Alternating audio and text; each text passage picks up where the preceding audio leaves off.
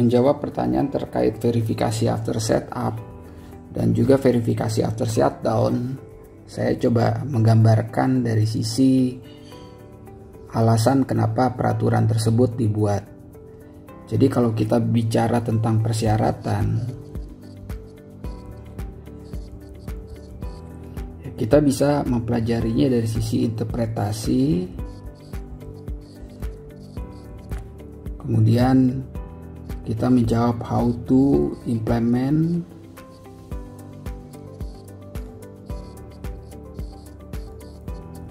tapi bisa juga kita bicara diawali dengan why, reason behind, alasan dari persyaratan tersebut.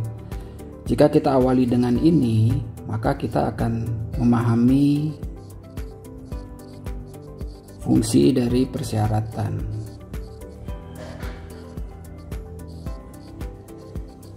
Sehingga kita bisa mendapatkan manfaat dari penerapan persyaratan.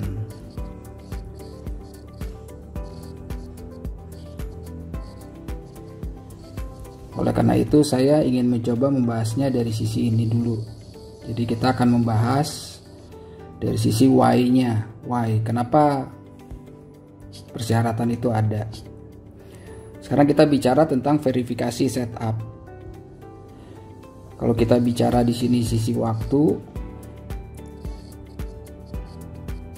produksi diawali dengan melakukan proses setting. Ya, setelah itu jalan produksi. Jalan produksi. Ketika kita melakukan pengecekan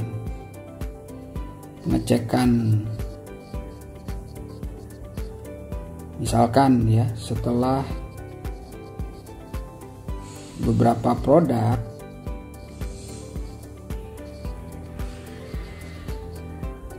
atau 30 menit atau 1 jam setelah setting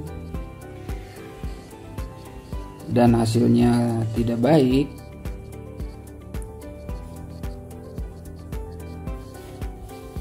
maka satu lot akan di reject. Oleh karena itulah perlunya proses pengecekan after setting. Jadi itu tujuannya. Kalau kita bicara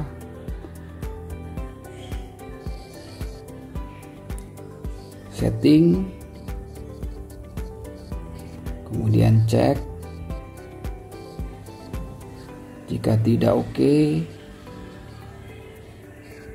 maka dilakukan perbaikan. Jika sudah oke, maka dilakukan lanjut maspro, lanjut produksi. Nah, kalau seperti ini dilakukan, ini kontrol ini akan lebih bersifat prevention.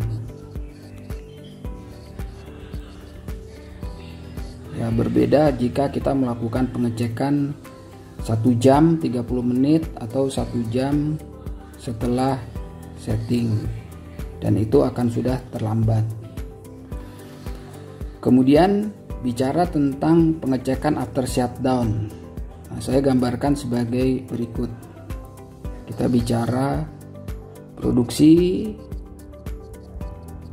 kemudian di sini stop, ya, kemudian shutdown,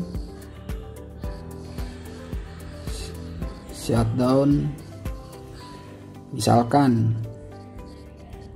setelah 1 tahun.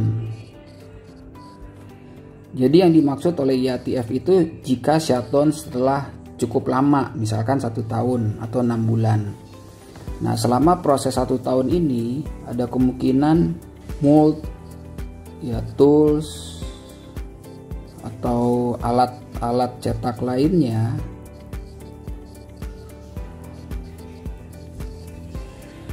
itu karat.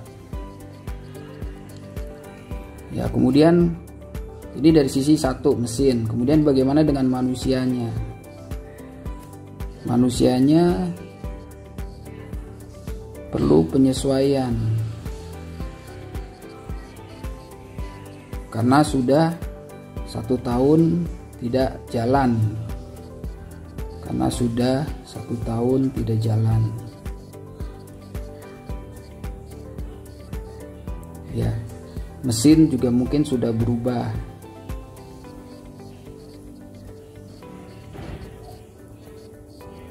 Demikian juga material dan lain sebagainya. Oleh karena itu diperlukan pada saat kita mulai produksi lagi, produksi awal, ya dilakukan revalidasi untuk memastikan jika dia sudah berhenti lebih dari 1 tahun masih tidak bermasalah. Jadi inilah tujuan daripada pengecekan after shutdown. Nah, kemudian perusahaan itu menetapkan kira-kira berapa lama gitu. Jadi berapa lama?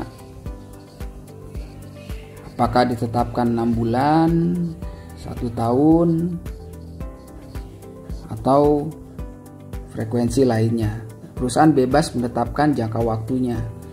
Jadi nggak perlu misalkan setelah berhenti 1 hari kemudian harus ada lagi pengecekan, revalidasi lagi. Nah, setelah berhenti 1 hari sebenarnya ada namanya pengecekan after setting. Nah, itu masuknya di pengecekan after setting, bukan pengecekan after shutdown.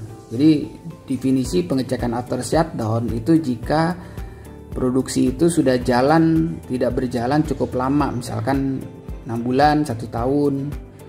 Dan itu sifatnya adalah revalidasi untuk memastikan bahwa produksi gabungan dari 4M1E itu masih menghasilkan produk yang baik. Ya, demikian dari saya mengenai penjelasan persyaratan check after setting maupun check after shutdown. Sekali lagi dari saya ingin menekankan bahwa saat kita belajar persyaratan, sebaiknya kita tidak langsung bicara interpretasi atau bagaimana cara implement, tapi kita harus terlebih dahulu memahami why. Kenapa? Dengan cara itu kita memahami kenapa persyaratan tersebut ada. Jadi kita memiliki motivasi yang baik dalam menerapkan suatu persyaratan. Itu dari saya mengenai pertanyaan yang diberikan di WA IATF. Terima kasih.